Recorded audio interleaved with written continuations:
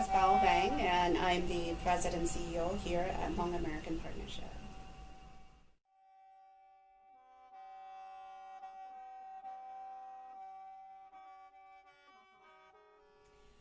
What motivated my interest for working for Hmong American Partnership is that I have always been real active in my community, whether sitting on the board of nonprofit organizations or whether being a volunteer.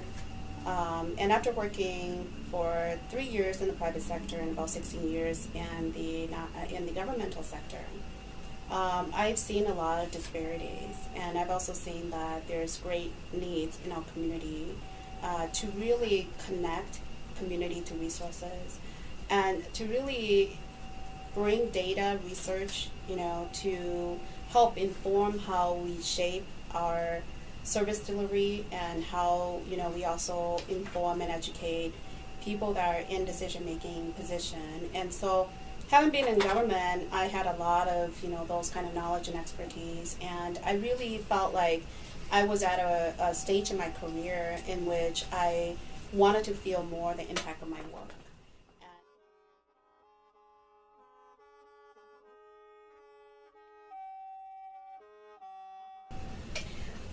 When I first came here at HAP, we were doing our work in isolation and in pieces, and I realized that that's really not, the way that our culture works. So the way that we come together to problem solve is really to understand what are all the problems and issues and challenges within the family. And so I had started to move the organization towards this holistic approach to service delivery. And in our culture, there are 18 clans, and a clan leader basically, takes the time to understand the families that they represent, and they're the go-to person for, dispute, education, advices. The whole 9 yards. And so, once we started to think more about what's really appropriate in a culture, and really understanding that, we cannot just continue to do our work in isolation or in pieces if we really want to achieve success within a family. We started to be intentional in terms of thinking about what that's going to look like and how do we learn about the whole family that we serve. So when we started piloting, we realized that we don't have to serve the kids separately from the parents or from the grandparents that are in the home. So when we go into the home, we actually realize, your roof is leaking, you need housing, there's a grandma or grandpa in the house and they're isolated. They need to be enrolled into our adult daycare center. The kids, you have 5 kids, where are they going to school? Are there any achievement gaps that we need to be concerned of? Mom's unemployed, how do we get mom help? Dad is working a minimum wage job. How do we get dad to work at a livable wage job? So once we started really looking at the whole family and not looking at people that may come through us for help, in different departments or different services, then we started to really craft what we call a success plan for the whole family.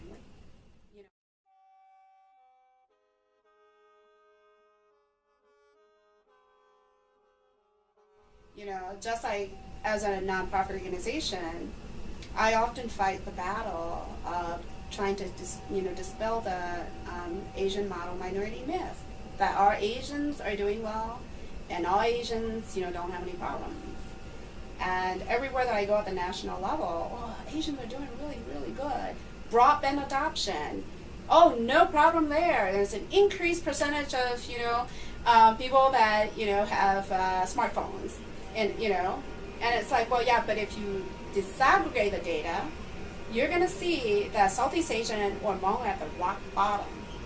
You're going to see that Southeast Asian, in our population that we serve here, 90% of them cannot afford to have internet access. So it's really getting the funders to understand these disparities and not really focusing on, maybe you could tell them to shut it up, to not vacuum. And not really focusing on data that they're able to get from maybe organizations that might not understand about the importance of having data being disaggregated. Mm-hmm.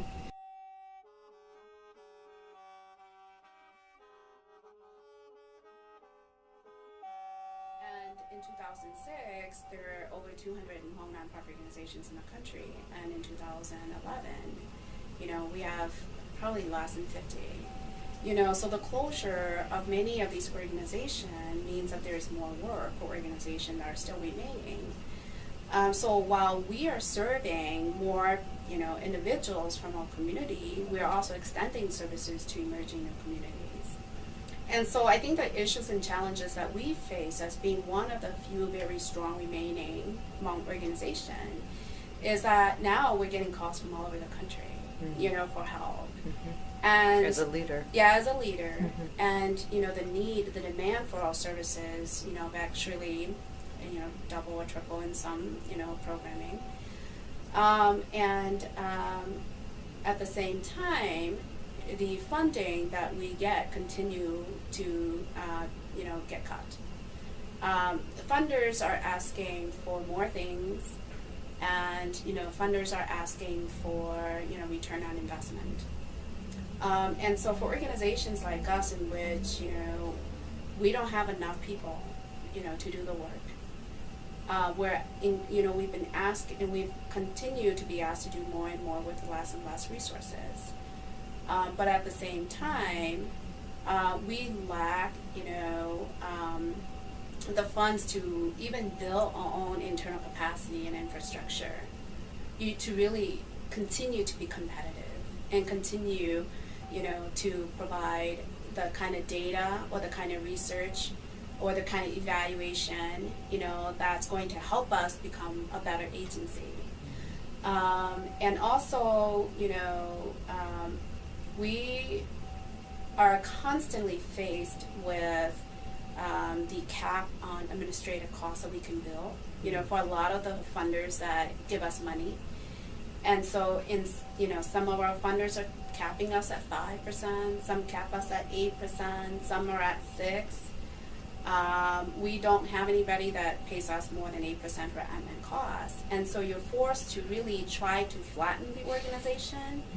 And, the flatter that you get, the harder, it is to really provide tighter supervision, coaching, and guidance, for your staff so that you can be as productive as you can, as efficient as you can. You may not have the kind of quality of reporting or people because you can't compete with the governmental sector, or you can't compete with the private sector. And another challenge that we face too is that because we're an ethnic, based organization, we have a lot of people that we train, here that are very young, that are very promising, but that are also bilingual. And so you constantly struggle with the turnover because as soon as they gain the experience, they're snatched by someone else. And so then you're back to square one again, training new people. And so on the one hand, you try to retain and you try to build knowledge, but you can't compete because you're losing them faster than, you can train new ones, to pick up the work.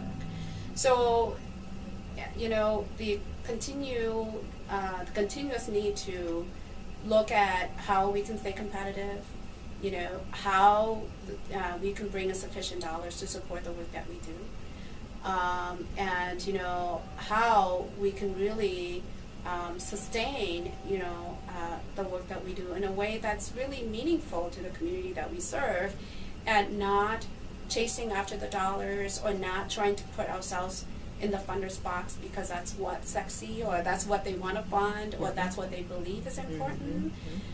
When we have the experience and know that might not be what's needed in the community, or that might not be the most effective way to do things. So I would say that in the next 5 to 10 years we're going to continue to see cuts in funding. We're going to continue to see the demand for our services.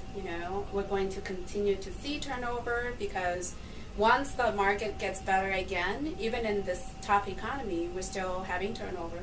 So I can only imagine that once the economy gets better, we're going to have more turnover, and the turnover will result in because our lack of ability to compete.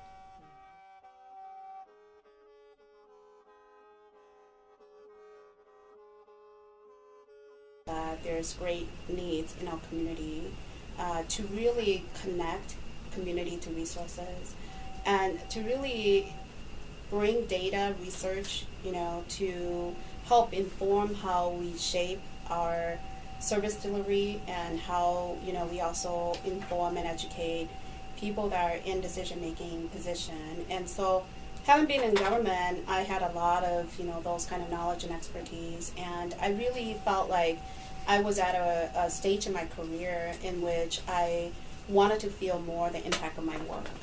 And I've decided that the only way that I could feel more the impact of my work and be a part of, larger movement to better the Hmong community is really to be out in the nonprofit sector, so that I can really contribute ideas, bring my experience and skill sets and connections to really move the community forward. So those are some of the things that really interested me.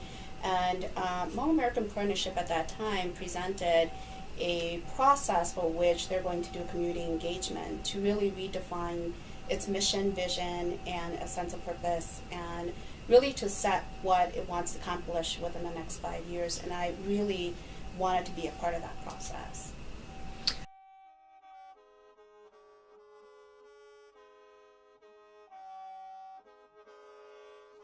I often reflect and think a lot about this engagement piece, and a lot of times I get asked a lot about, well, how are you going to engage your community, or how are you going to engage the funders? And I really see engagement as a two-way street. So it's not about us just engaging the funders. And this, question that you asked, I think it's with the funders. So, but I think it's really about intentional engagement from the funder with communities that they fund, or communities that they don't know a lot about. So what is it that they're willing to learn? What is it that they're willing to come to the table with? And be able to be intentional about building partnership that truly reflects the community that they want to fund or that they want to serve. Mm-hmm. And I think that, a lot of times we write a proposal based on a specific set of questions or criteria that the funder wants to see or address. And I know that there's been some efforts on some, funders' part in terms of really actually being in the community and coming out here once a year. And with other funders, we don't see them at all other than the grant officer. Oftentimes my experience has been that everywhere that I go, board meetings that I sit on, it's pretty white. But our community continues to be more and more diverse. And, we are making decisions not really understanding the needs of the community. So I really see engagement as something that's really authentic, that's intentional, and that it's a two-way street. Mm-hmm. So us engaging them and them also engaging us. And a lot of times, as much as we want to engage them, we're so busy putting out fires that we can't even see beyond today's work of all the fires that we have to put out. Mm-hmm. And we don't have capacity to have very savvy people who can work the local arena, who can build relationships with funders. I'm it. Yeah. So there's only so many places I can be, and so I really hope that in the future that there is deeper conversation about intentional engagement and what that looks like, and how does the community look like in terms of creating maybe an advisory body, to work with funders or people that don't have the time, but may need information or resources to be able to stay either more connected or be better informed, so that better decisions can